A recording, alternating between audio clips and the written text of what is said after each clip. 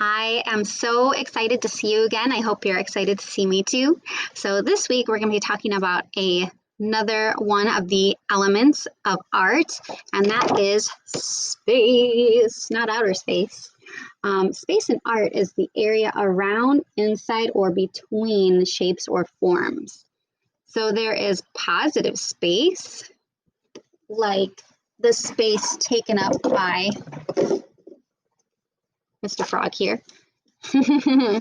All right, so where Mr. Frog is, that is positive space. And then there's negative space.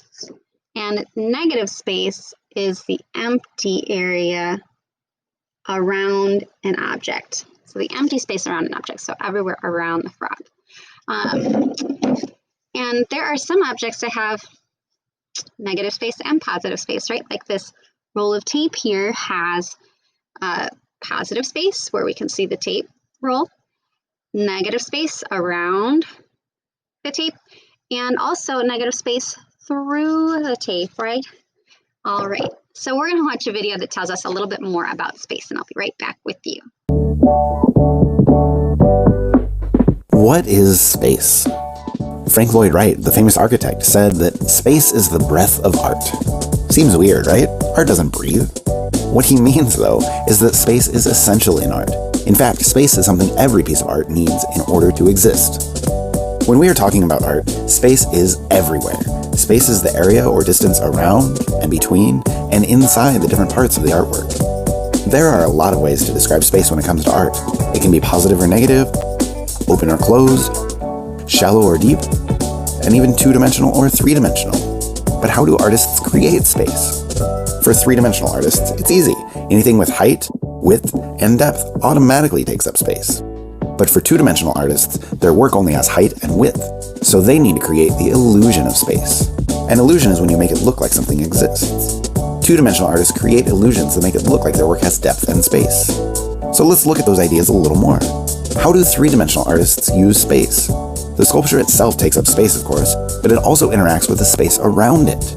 We call the subject of the artwork the positive space, where something is.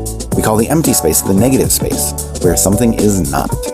Sculptors think about how the solid parts of their sculpture, the positive space, work with the space above, below, and around it, the negative space.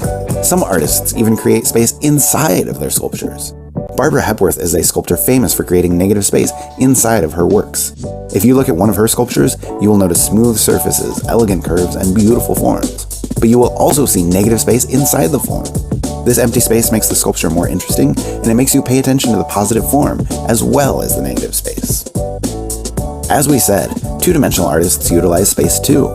However, when you are painting or drawing or printing, it can be more difficult because the artist needs to create that illusion of space. They want to make the viewer see and understand the space that is not actually there. Luckily, there are a few tricks artists use to create that illusion of space. Let's look at a landscape painting, for example. A tree may be large and located in the front of the painting, while the mountains are small and in the background. Are trees really bigger than mountains? No. But artists change the size of the subjects in their work to show us perspective and give us the illusion of distance and space. A painter might also choose to change the horizon line in their work, the line where the earth and sky meet. If the horizon line moves lower in the scene, there's more sky in the painting, and more negative space. This gives the viewer the impression that there is even more space in the painting. Landscape painter Keith Jacobshagen paints skies that take up most of the canvas, and his paintings look like they could go on forever. Believe it or not, space can even convey emotion. Have you ever felt nervous or claustrophobic in a really small or tight space? Have you ever felt awe or wonder when you were in a wide open space? Artists like M.C. Escher and Salvador Dali often twist and distort space in their art, which can make viewers curious and sometimes even uncomfortable. Painters imply space, photographers capture space, sculptors rely on space, and architects build space. Space is fundamental to everything we do in art. It can be interesting to think about how your body takes up space and how you're constantly surrounded by negative space. The best artists pay attention to space and use it in their artwork. When you are creating art, keep an eye out for space, and when you notice it, use it, because it will make you a better artist.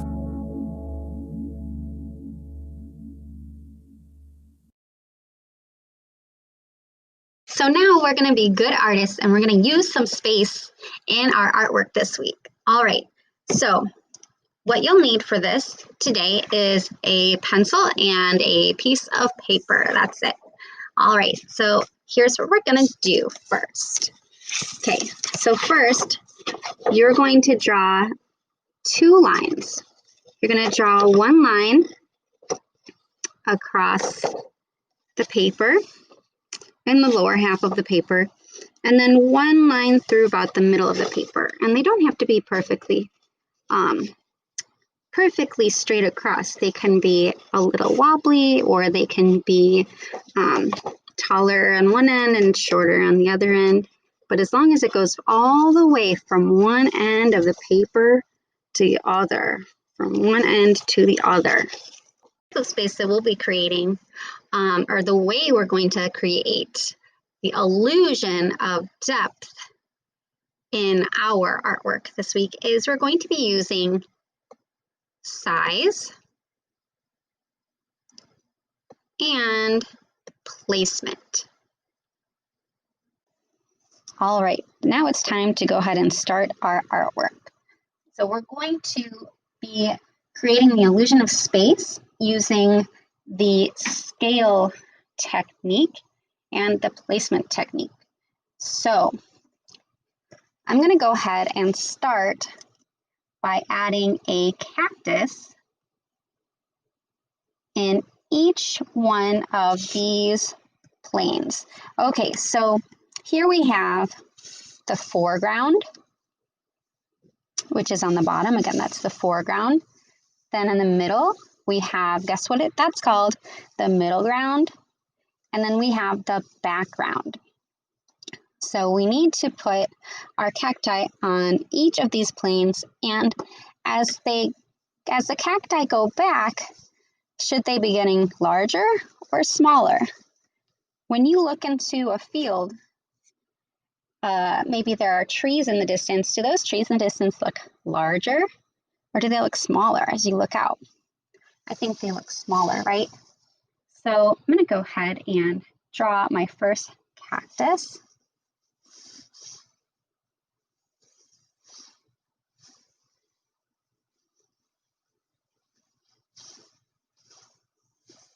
And that cactus is going to be nice and large. All right.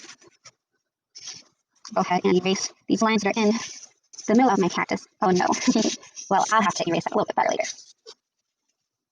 Okay, I'm going to go ahead and add the thorns, the thorns. And when you add these, you don't want them to be too perfectly spaced, because in nature, things aren't always perfectly spaced. Sometimes they are, but not a lot. And you can see the way I'm using my pencil to kind of flick my pencil so that we create these thorny type lines. All right. So I have my cactus in my foreground. Now I'm going to need my cactus in the middle ground to be smaller, right? So if this is further away, our cactus needs to be smaller. So I'm going to make this a big Saru cactus, Scarlet cactus. I think that's what it's called. You can tell me if I'm wrong.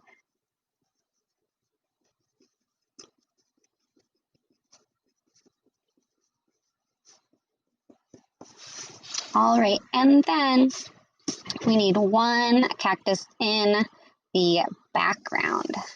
And this one, I'm going to make it seem super far away because I'm going to make it nice and tiny, a little too big, even tinier than that.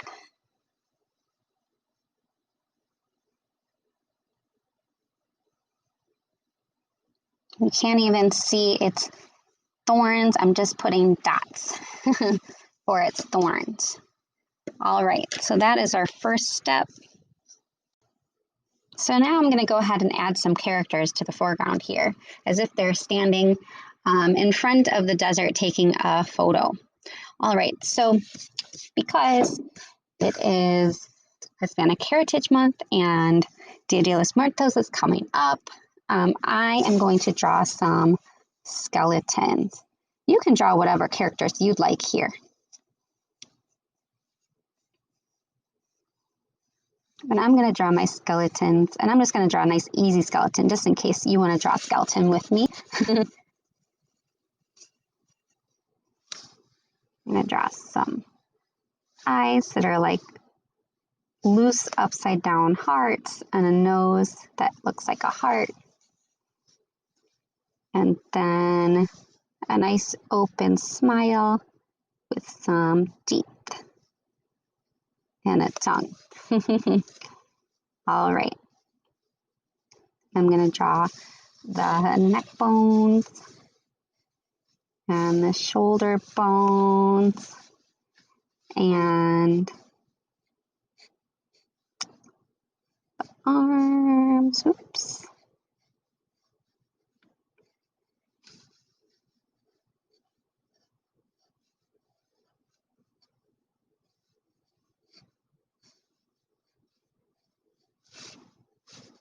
And here we have the ribs. Oof.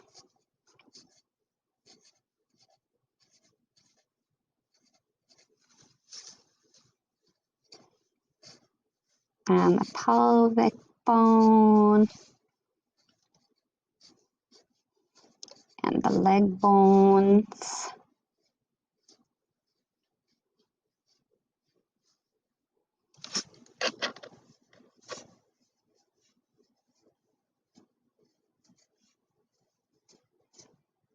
And these are like hearts at the end of big sticks, basically. All right, and then the feet. Here we go, have some toes. 1, 2, 3, 4, 5. And of course, the hands.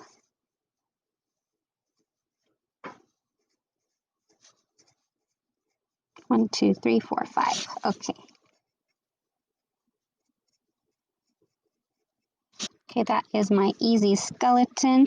I'm gonna draw one more. Skeleton. Stones. And bones right now. Like the picture. And bones and shoulders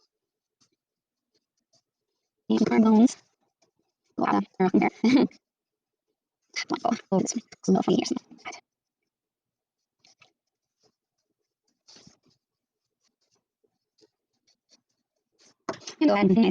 So I finished my second skeleton, and then I added some more cacti.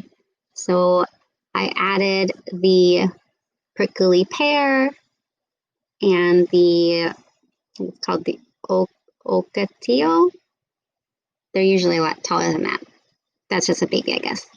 And then some barrel cacti here. And then I added, so for every section here, so for the foreground, the middle ground, and the background, each time they got smaller and smaller, right? So largest here, middle sized here, and then smallest on the top.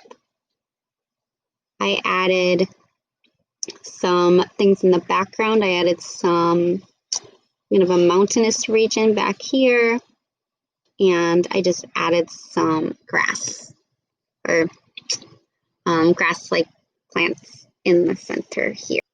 So that is all for this week. I hope that you enjoyed creating this desert scene and working with perspective. When you're done drawing, go ahead and color. So you'll notice here that the different land levels are different colors. So just make sure you color these different. And then don't forget to color your sky. When you're done coloring, clean it up a little bit and make sure that it is ready to be turned in.